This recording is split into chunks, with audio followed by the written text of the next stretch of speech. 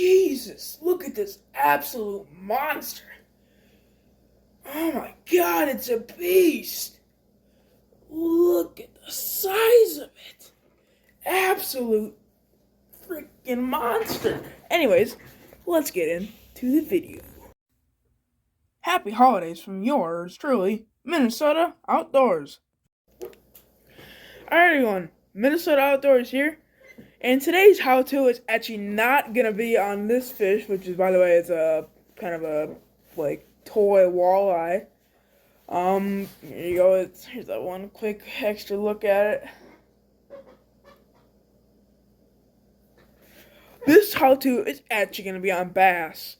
For largemouth bass, you want to fish areas with submerged and emerged weeds. Like I said in the pike video, you also might catch a pike if you're fishing for bass, or the other way around. Bass love topwater lures. They love to strike on frogs. They love to strike on poppers.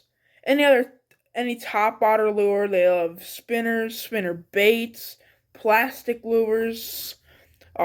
Spoons, not as much as pike, but they will bite on a spoon.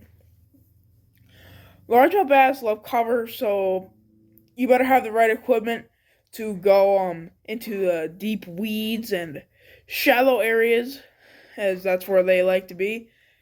But for smallmouth bass, they kind of like a different sort of thing. They like to be out deeper than largemouth bass, and they like to be around kind of the structure in rivers and lakes.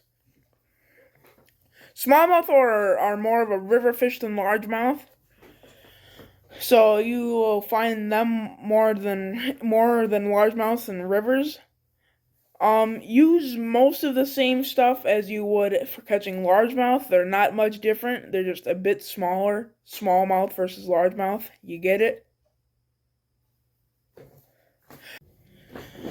They also love to be in areas that have cover like trees overhead, so it's dark, and the bait fish and like bluegills and smaller young fish like perch, and even some other fish that normally get pretty big, they will prey upon.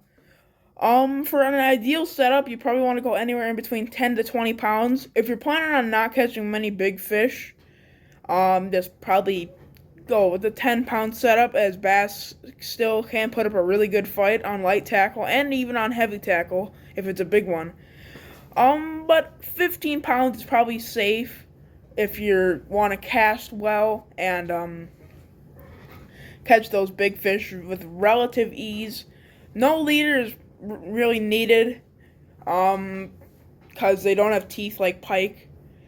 But still, you want to use a pretty heavy line and a pretty decent setup, no matter if it's casting or spinning.